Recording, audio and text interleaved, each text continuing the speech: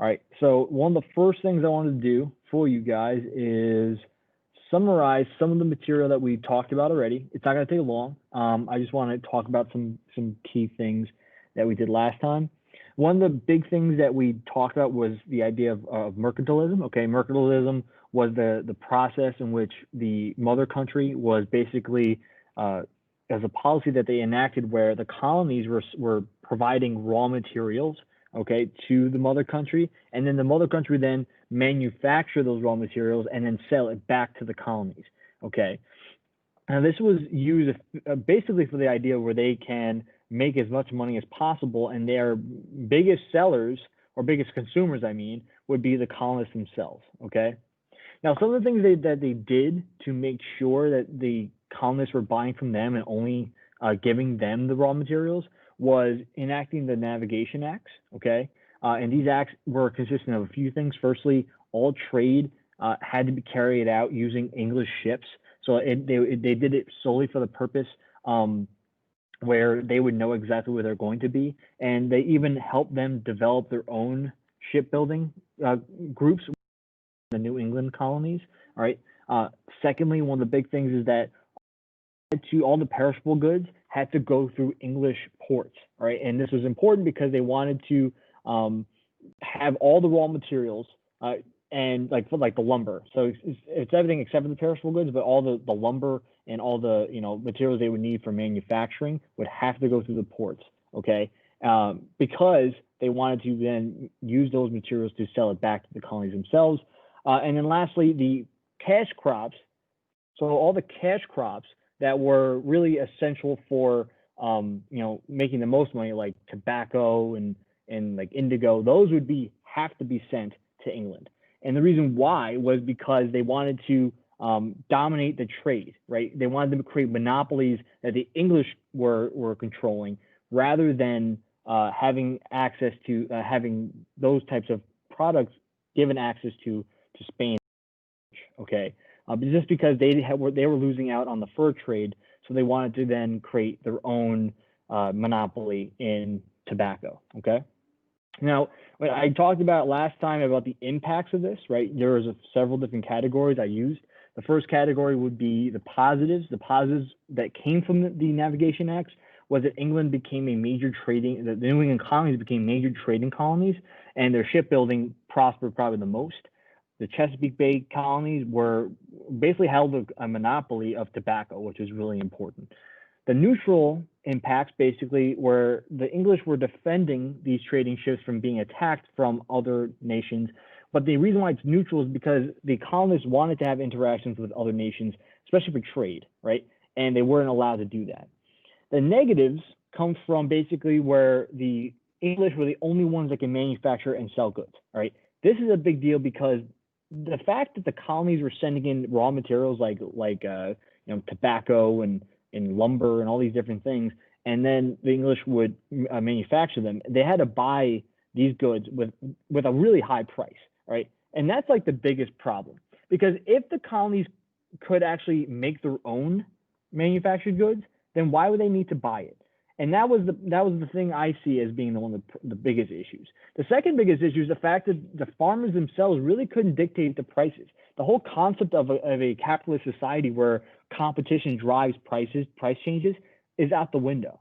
The English crown controlled all prices and even taxes laid upon the goods themselves. All right, and I already mentioned the fact that they had to pay high price for the goods, basic goods like manufactured goods like chairs and tables, even though they could have easily made them themselves. So we also talked about the idea of the Dominion of New England, which was created from King James II. All right, and this was a big deal because basically when King James took over, he wanted to be an authoritarian monarch, and basically thought that the colonies didn't deserve to have their own representative assemblies or even have their own say in their own ruling. And he wanted to take complete control. So the Dominion of New England basically is kind of a mirroring of the Spanish viceroyalties, where they had put them in regions and then had a administrator control those regions on behalf of the monarch. So they tried to mirror that. And it kind of got a harsh feedback from obviously the colonies, the colonists themselves, because at the end of the day, this is supposed to be 1666, not 1866. The fact is they were levying high taxes. They got rid of town meetings. Okay, they were basically making them live in these authoritarian English-esque vice-realities, right? And this was a no-go.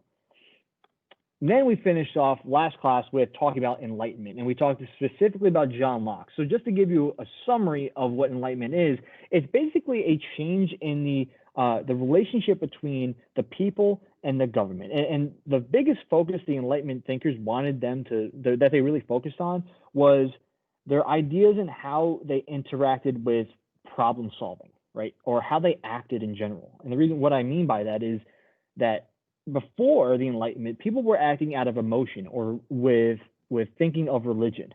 The Enlightenment basically made them think with logic and science. Okay, so this changed the way in which they were thinking every day. Now, one of the biggest things that happened because of this, it makes them question the government itself. Because in England, remember, the government was headed by the king, obviously, but so was the religion. They were an Anglican religion where the head of the church was the king as well. So this was a direct, basically a direct movement toward questioning the ruler itself, and especially with thinking logically, saying, how is it this person is allowed to do all these messed up things? And the only reason why we don't question him is because he's also the head of the religion. So the Enlightenment made people think in that way.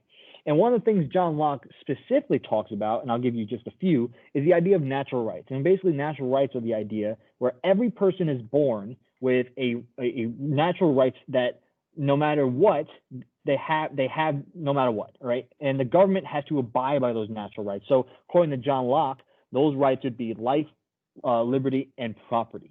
All right, those are the three major natural rights that people have. And they used to live in a concept known as the state of nature, okay? And this is all in the document, all right? And the state of nature, guys, is basically the time in which everyone was living on the same plane, as they're all living, with everyone's equal on the same plane, but they lived without society, without rules, without laws. So basically, this is almost like living survival of the fittest, living in the wild, right? The fact that people can, we're all equal in that sphere. The dangerous part about living in the state of nature is that there is no order. As in, if someone wanted the things you own, they can kill you and take those things, and nothing's going to happen to them.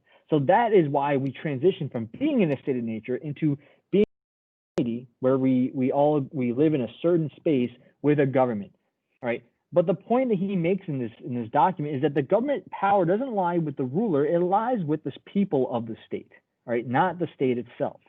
And the obligation that the government has with the people, this almost social contract, this idea that there is a contract that is not written up in a piece of paper, but just naturally in order, is that they have to protect the natural rights of the people. And that if they don't protect those natural rights, the people have the right then to revolt and replace the government with a government that will secure those rights.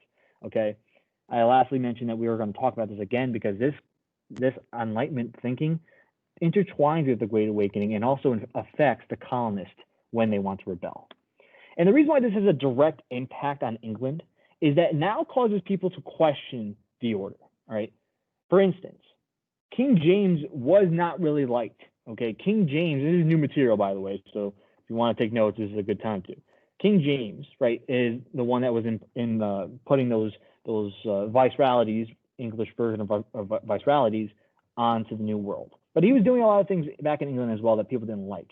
One of the big things that he did was he was married to a Roman Catholic, and he ended up converting to Roman Catholicism, right? He ends up having a child, which will also be a Roman Catholic.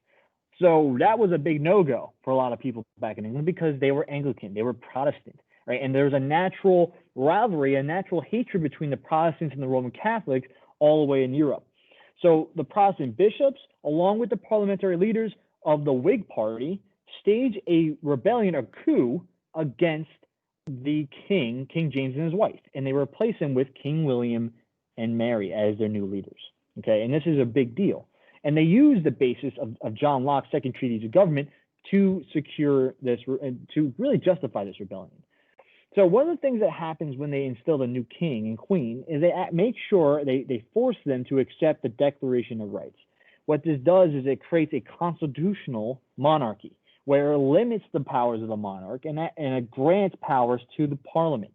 It allows the House of Commons to levy taxes rather than the king to have complete control. All right. And they use, as I mentioned, John Locke to justify this. And it really the concepts of both natural rights, the life, liberty, and property, and also the consent of the governed. And obviously they didn't have, King James II didn't have consent of the governed, so they rebelled and replaced the government with a brand new one. So we take a look at the effects here. And there's some things I mentioned here, but I also bold some words to help you look at the major things. Firstly, the Dominion of New England ends up getting disbanded, all right? And the reason why they do this is because Parliament realizes that they want to increase the amount of produce or products sent to, okay? And they want to increase these the mercantilist policies.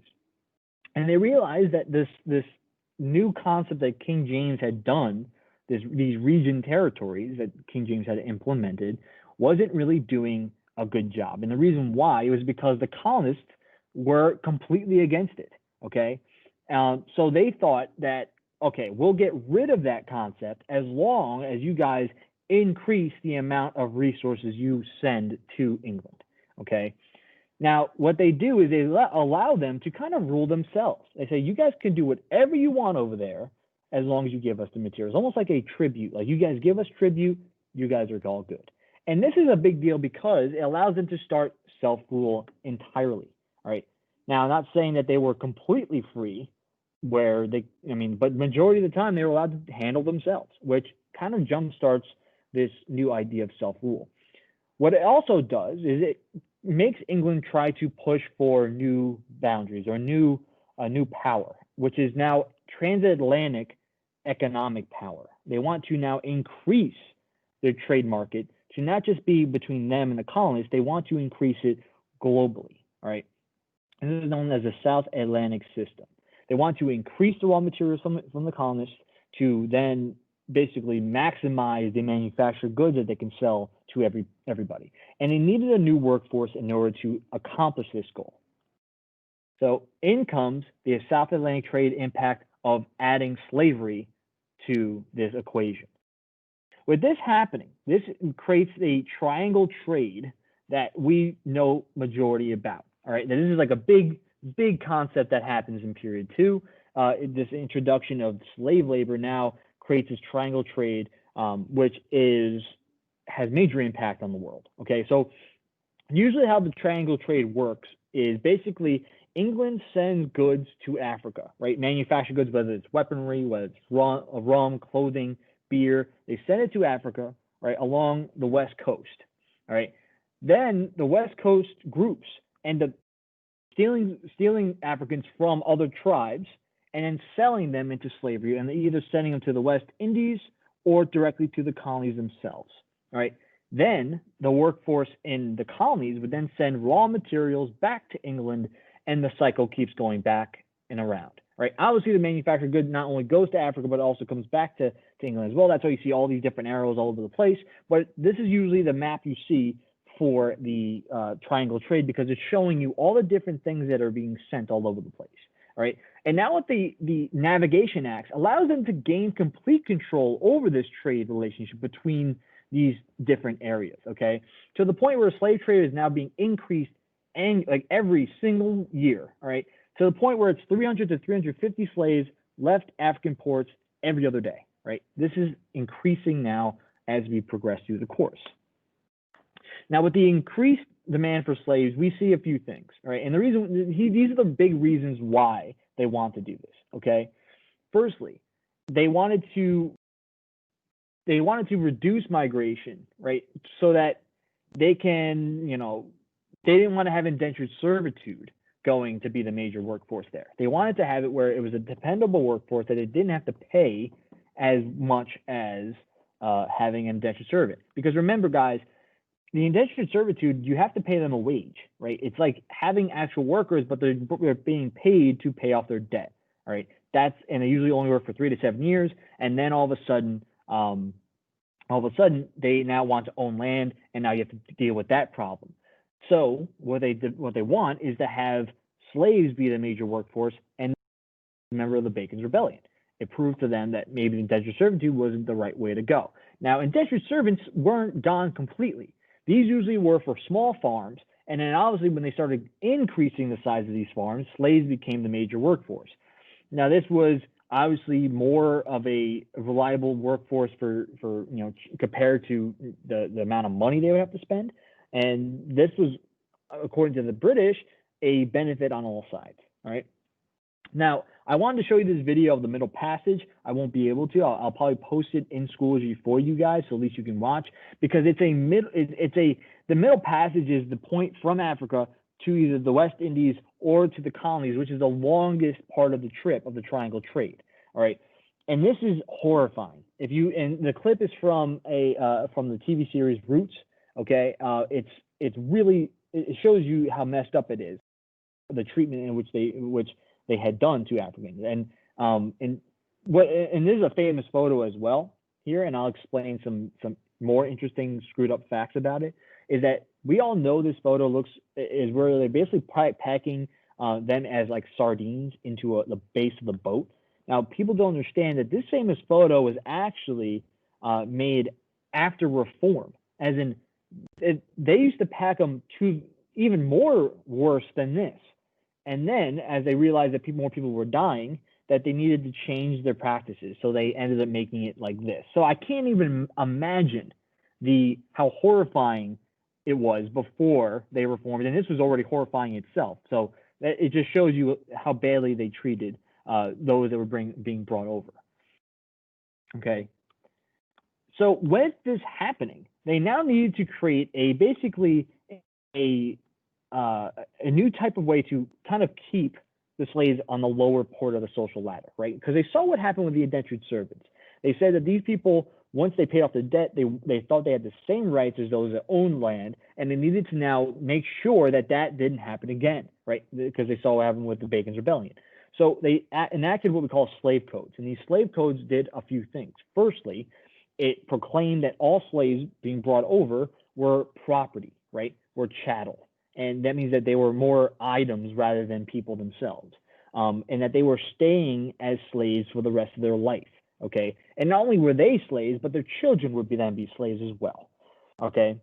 Secondly, it was a crime to teach these people how to read and write. All right, and that was a crime because they didn't want them to be educated. They just wanted them to work in these farms, and that was it.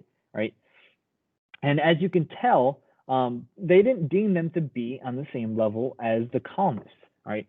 And on top of that, one major thing that happened was even if they became Christian, they still were not free. And this was a direct opposite reaction to those that were Native Americans. Remember, Native Americans, they wanted them to assimilate. They tried to even teach them to be Christian, and it still didn't matter, okay? And that was in certain colonies that did that. So these these slave codes were basically made to force those being brought over to be on the bottom of society, because as you saw in the PowerPoint here, that by the mid 1680s they had outnumbered indentured servants, so they wanted to keep them on the bottom. Okay. So with that being said, now we're going to transition into really the colonies, the kind of the summarization of the colonies, in talking about how each of them are kind of similar and different. And also the population had been changing. Okay, with now these colonies are now settled. We already talked about all the colonies. We're not going to go back into them, but we're going to basically talk about how, since they're all stable, that the population and other things are now being kind of set in stone, right? So population increases in two ways. Firstly, the immigration of people from England, or not even just England, but Europe itself, coming to the colonies started to happen in mass, all right? So there are several different groups being brought over. Obviously, the English settlers themselves. We saw Germans, we saw Scotch-Irish, we saw French, Dutch, and Sweden. And also we've seen African slaves being brought over, okay? And if you take a look at the chart on the left side, it actually kind of sheds some light, all right, on kind of the numbers that were being brought in. So obviously from 1700 to 1719, this is the graph here. But as you take a look at like 1740 to 1759, the numbers really start to kind of show you, right? Germans end up becoming the biggest immigrants to start to come over, okay? And they leave because they find out about the fertile land and a dependable food supply, which allows them to kind of create their own new life, right? And on top of that, with more food supply, the kind of the birth rate starts to increase because people are dying less, right?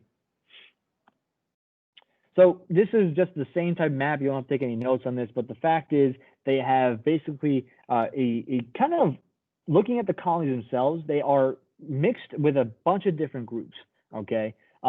Interestingly, as we talked about Pennsylvania, you can see the most different colors in here, but you can take a look at others as well. Is the fact is they all become mixed and diverse in their colonies themselves. All right.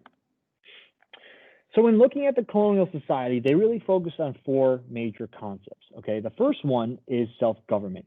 Each of these colonies have their own way, their own representative assemblies. They have their own methods of electing. All right, and most of them were they had royal governors, but there are some that did not. Some of them were actually voted on by the colonists themselves. So, for instance, Connecticut and Rhode Island, where governors were voted on by the colonists, but they all had their own way of self-government. Granted, as I mentioned already, the royal governors were there on behalf of the colonists. They kind of allowed them to kind of take care of themselves to a certain extent. All right. The other portion is going to be religious toleration. Now, in certain colonies, that wasn't the fact. All right, let's look at like Massachusetts. And I'm sorry for the trash can, whatever. I might have to close the window for you guys. Hold on a second.